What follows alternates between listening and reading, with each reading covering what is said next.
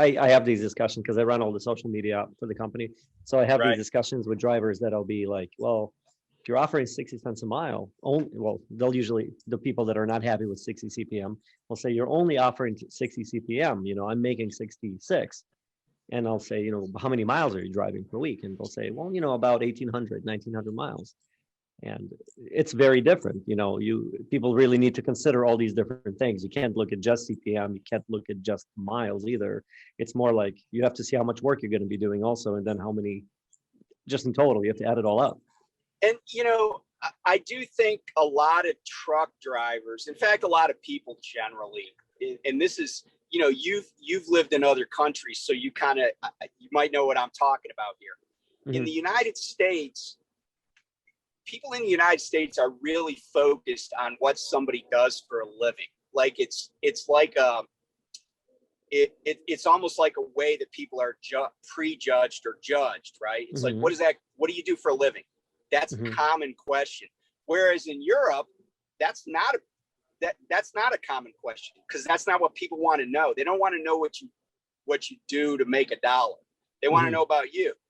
And also, along with that American idea about, valuing somebody based on their occupation is how much do you make?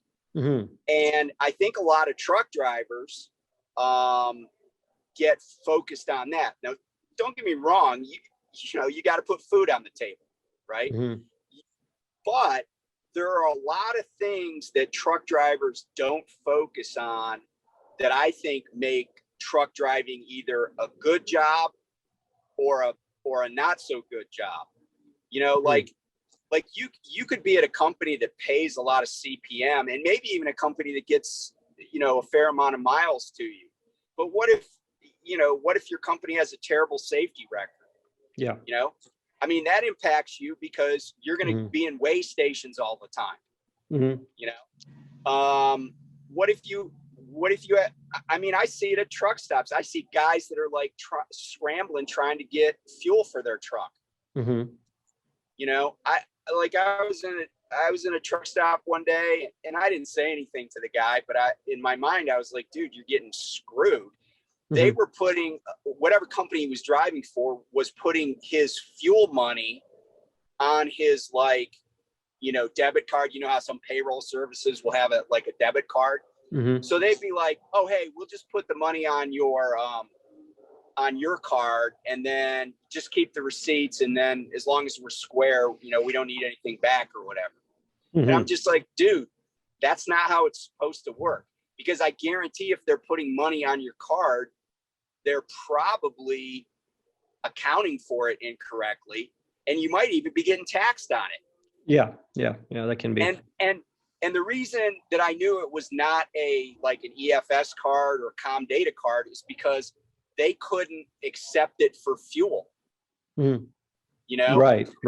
At a truck stop, you could go to a gas station that sells mm-hmm. diesel, but you know what I'm saying? It's just mm-hmm. little stuff like that. It's like, mm-hmm. I value, and I think more drivers should value this. It's my opinion, but I value seamlessness. Mm-hmm. I value professionalism. Mm-hmm. And that's one of the reasons I left Schugle mm-hmm. is professionalism. It didn't, mm-hmm. And that's just me, but maybe that's also my background in the Navy. I have certain standards.